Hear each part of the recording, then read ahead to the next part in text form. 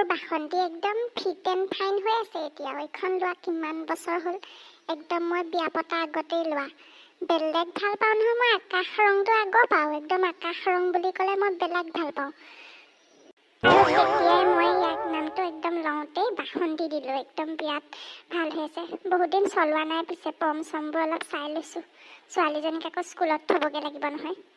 তাই আজি স্কুলত বেচেৰি আজি প্ৰথম দিন, সেইকাৰণে আৰু লৈ যাওঁ মই ধুনীয়াকৈ থৈ আহোঁগৈ। এইখন বাজাজ চুপাৰ মই যেতিয়া কিনিছিলোঁ আমাৰ একদম গাঁৱত, তেতিয়া বাজাজ চুপাৰ নাই। এইখন বাজাজ চুপাৰ লৈয়ে মই ইয়াক চাবলৈ গৈছিলোঁ আকৌ। তেতিয়াৰ পৰা ধৰি আৰু এইখনে মোৰ লগ এৰা নাই আৰু দেই। মাজে মাজে কেতিয়াবা ষ্টাৰ্টটো অৱশ্যে ৰখি যায়, দিন হৈছে যে সেইকাৰণে আৰু। তথাপি ঠিক হৈ যায়, মই একদম ঠেলি ঠেলি অলপ দূৰ ষ্টাৰ্টটো মাৰি দিওঁ, একদম ঠিক হৈ যায়। ককা মই একদম ওলাই মেলি ৰেডি স্কুল যাবলৈ।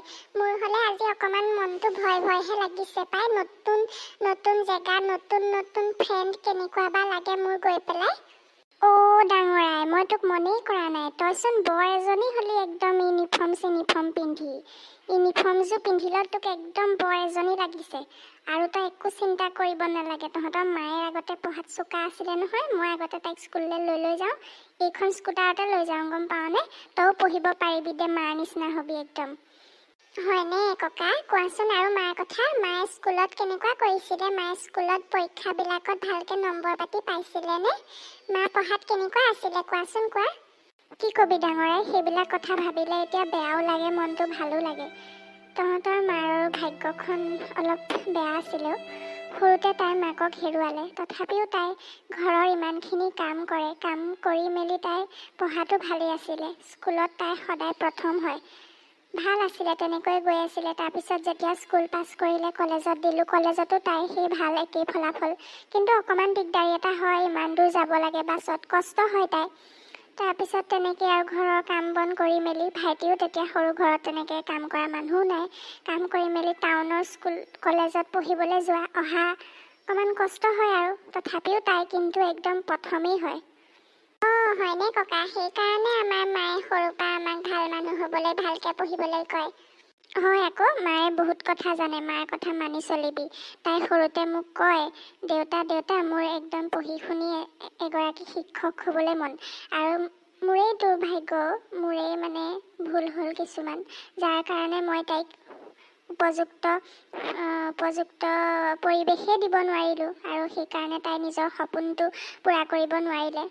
বাৰু বাদ দে এইবিলাক কথা ওলালে মনটো ভালো লাগে, বেয়াও লাগে। হ'ব দে মা, তোক মই আশীৰ্বাদ কৰিছোঁ, তইও মাৰ দৰে ভালকৈ পঢ়ি শুনি আগুৱাই যাবি দেই মা। ককা মোৰ জানা এতিয়াৰ পৰা বহুতখিনি সপোন আছে।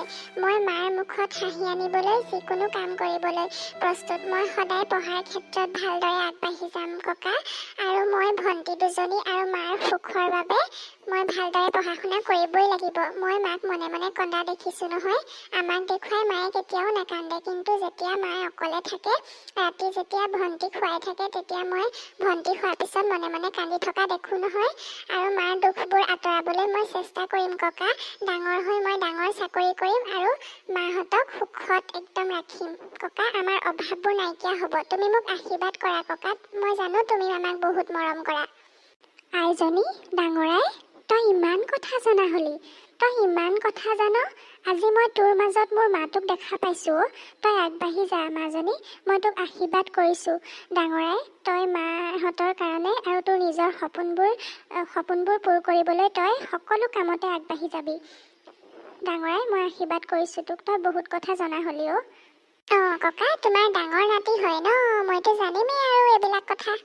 সঁচাকৈ আজি মই তহঁতক লৈ গৌৰৱবোধ কৰিছোঁ দেই। একদম মই খুচ হৈ গ'লোঁ আজি। হ'ব দিয়া ককা, মই মাক কৈ থৈ আহোঁগৈ দেই, যাওঁগৈ বুলি, নহ'লে আকৌ স্কুললৈ দেৰিয়ে হ'ব। আজি প্ৰথম দিন, অকণমান সোনকালে যাম আকৌ। এই মানুহটো এই ৰাস্তাটো পাৰ হ'লে স্কুলখন পায়। তেখেত আকৌ একদম স্কুলত থ'বলৈ গৈছে ছোৱালীজনীক। নথ'লেগেও হয়, তাই এইকণ জেগাত তাই খোজকাঢ়ি যাব পাৰে। আগতে আমি কত দূৰ খোজকাঢ়ি গৈ চৰকাৰী পুখুৰীৰ পৰা পানী আনো হেৰৌ। তাহাঁতৰ বয়সত থাকোঁতে নিজে কাপোৰ ধোঁ। এতিয়া ল'ৰা ছোৱালী আকৌ তাইক আকৌ স্কুলত থ'বগৈ লাগে। এই মানুহটো কম নহয় আৰু।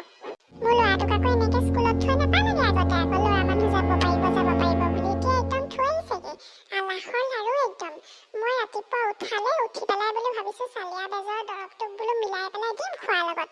মই মানে উঠিবলৈকে নাপালোঁ, উঠালে 9টা বজাত গ'লেই তেওঁ।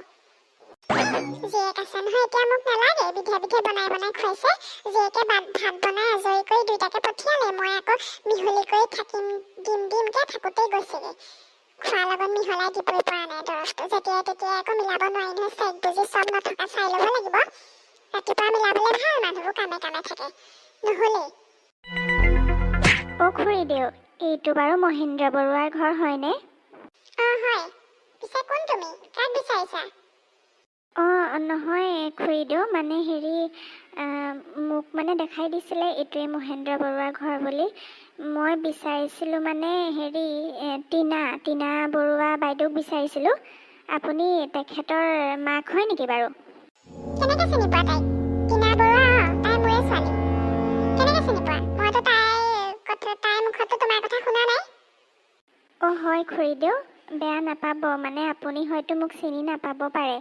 মোৰ মানে টিনা বৰুৱা বাইদেউ, তেখেত মোৰ নিজৰ বাৰ নিচিনাই আৰু। তেখেতে আপোনাক চব কথা ক'ব দিয়ক। মোক তেখেতক এবাৰ লগ পাবলৈ সুবিধাকণ কৰি দিব নেকি বাৰু? তেখেতক এবাৰ মই লগ কৰিব পাৰিম নেকি? তেখেতে মোক দেখিলে নিশ্চয় চিনি পাব। হ'ব বাৰু, ৰ'বা, মই মাতি দিছোঁ তাইক। টিনা বাৰ মাকেই হ'ব নিশ্চয়, মোক চাগে চিনি পোৱা নাই, সেইকাৰণে এনেকুৱা কৰিছে পাই। যদু, তই আহিছ? মই যে নিজৰ চকুকে একদম বিশ্বাস কৰিব পৰা নাই। হাঁহি মেলি কান্দিম তোক দেখি তেনেকুৱা লাগিছে। তই ইমান পটককৈ এনেকৈ ওলাই গ'লিহি যে, কিহত আহিলি? কি কথা কচোন, ভালনে?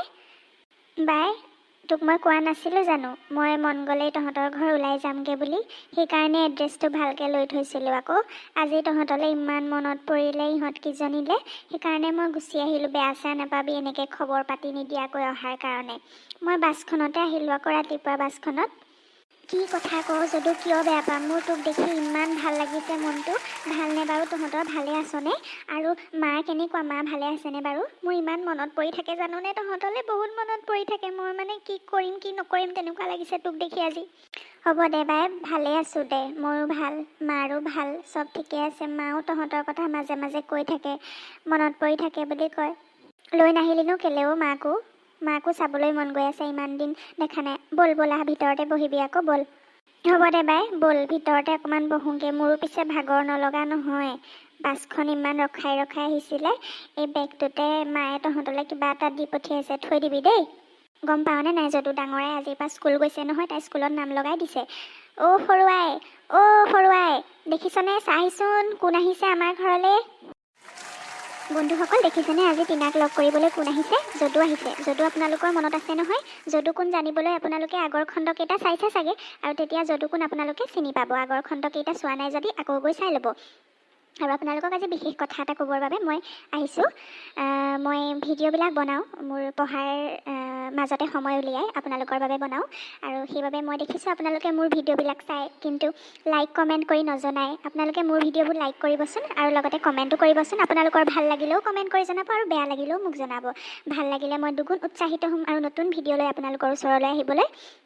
আৰু যদি বেয়াও হয়, মই নিজৰ ভুলবোৰ শুধৰণি কৰিবলৈ চেষ্টা কৰিম। আপোনালোকে মোক চব আঙুলিয়াই দিব পাৰে। আজিলৈ আহিছোঁ, পৰৱৰ্তী খণ্ডত আকৌ লগ পাম। আৰু মোৰ চেনেলটো ছাবস্ক্ৰাইব কৰিব, লগতে থকা বেল আইকনটো দবাই দিব। ধন্যবাদ।